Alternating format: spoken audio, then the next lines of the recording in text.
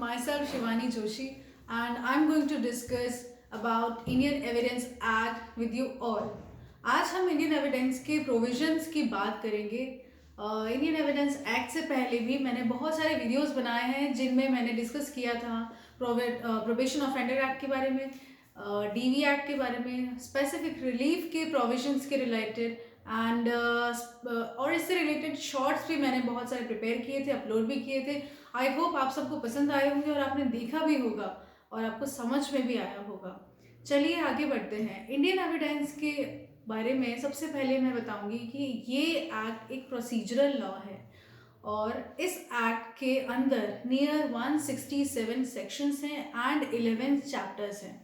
Indian evidence का सबसे पहला सेक्शन 1 कहता है, इसका short title extent and commencement and short title. इसका शॉर्ट टाइटल ये है कि this is known as Indian evidence act 1872। इसकी एप्लीकेबिलिटी की बात की जाए तो ये act means Indian evidence act applicable होता है पूरे भारत पे, whole India including the territories of Jammu and Kashmir from the date 31st of October 2019। और इसकी एप्लीकेबिलिटी है सभी जुडिशियल प्रोसीडिंग्स पे including before every court plus court martial के सामने भी। पर इन फॉलोइंग कोर्ट मार्शल्स के अलावा इंडियन एविडेंस एक्ट सभी कोर्ट मार्शल पे एप्लीकेबल होता है। कौन से कोर्ट मार्शल ऐसे हैं जिनके ऊपर ये एप्लीकेबल नहीं होता है? वो है Indian navy act, naval discipline act, air force act plus army act. और किसी भी एफिडेविट के ऊपर इंडियन एविडेंस एक्ट एप्लीकेबल नहीं होता है। प्लस आर्बिट्ररी प्रोसीडिंग्स जितनी भी होंगी उन सभी के ऊपर इंडियन एविडेंस एक्ट एप्लीकेबल नहीं होगा। और इसी के साथ इंडियन एविडेंस एक्ट का इन्फोर्समेंट बात करता है सेक्शन 1। ये एक्ट इन्फोर्समेंट में आया था 1 सितंबर 1872 को। ये है section 1 of Indian evidence act. Indian evidence act का सेक्शन 2 कहता है इसका रिपील ऑफ इनेक्टमेंट, जो कि 1938 को रिपील हो चुका है। सेक्शन 3 बात करता है इसका इंटरप्रिटेशन क्लॉज के बारे में। इंटरप्रिटेशन क्लॉज में मीन सेक्शन 3 में टोटल 10 डेफिनेशंस हैं, जिसमें सबसे पहली डेफिनेशन है कोर्ट। कोर्ट का मतलब होता है कि वो सारे जजेस, वो सारे मजिस्ट्रेट्स और वो सारे पर्सन जो लीगली ऑथोराइज हैं किस चीज़ के लिए? एविडेंस को लेने के लिए, पर एक्सेप्ट आर्बिट्रेटर, क्योंकि आर्बिट्रेटर लीगली ऑथोराइज नहीं है टू टेक एविडेंसेस। मतलब पहली बात करता है कोर्ट। कोर्ट मतलब होता है ये इंक्लूड करता है वो सारे जजेस को, मजिस्ट्रेट को और वो सारे पर्सन्स को who are legally authorise to take evidences except arbitrator. Second बात करता है फैक्ट।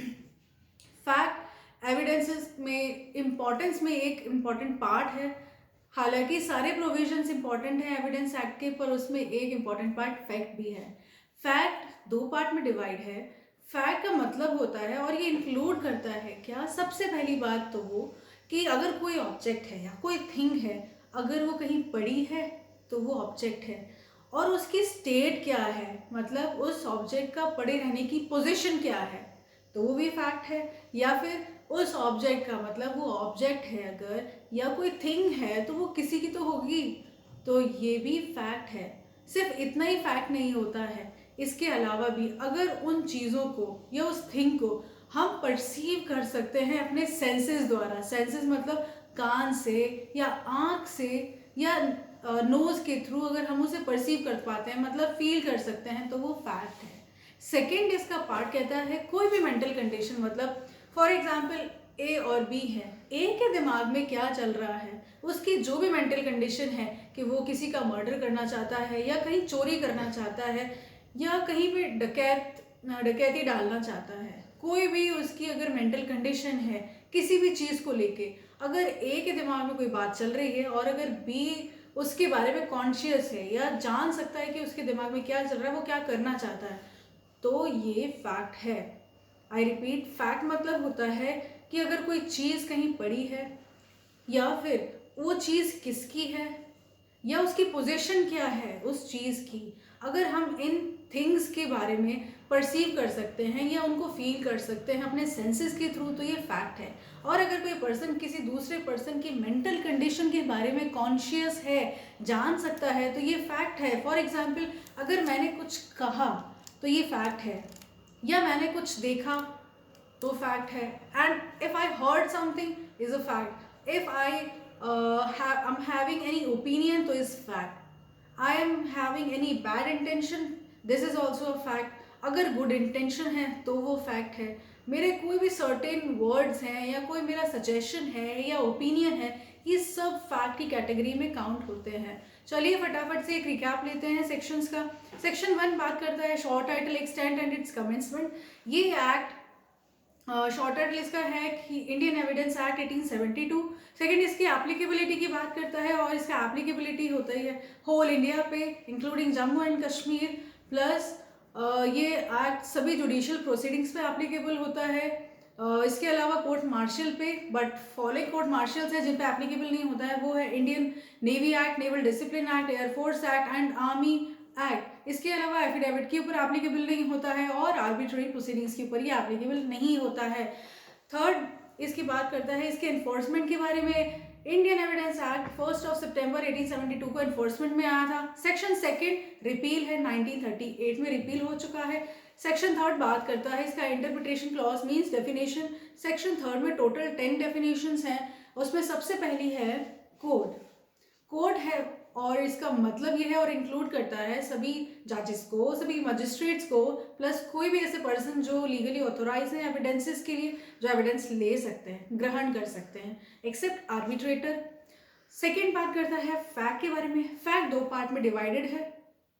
पहली बात करता है कोई भी थिंग है या उसकी स्टेट है या उसकी रिलेशन जिसे हम अपने सेंसेस के थ्रू परसीव कर सकते हैं। सेकंड बात करता है इसके मेंटल कंडीशन के बारे में।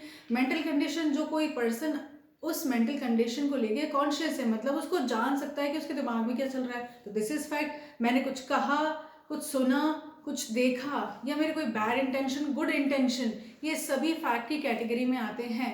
आई होप आपको मेरा वीडियो पसंद आया और आपको मेरा वीडियो समझ में भी आया होगा। आप चाहते हैं मैं इसी से रिलेटेड आगे वीडियोस बनाऊं, तो प्लीज़ मेरे वीडियो को शेयर कीजिए, सब्सक्राइब कीजिए, लाइक कीजिए, और कोई क्वेरी है तो आप प्लीज़ मुझसे कमेंट बॉक्स में पूछिए। Thank you so much.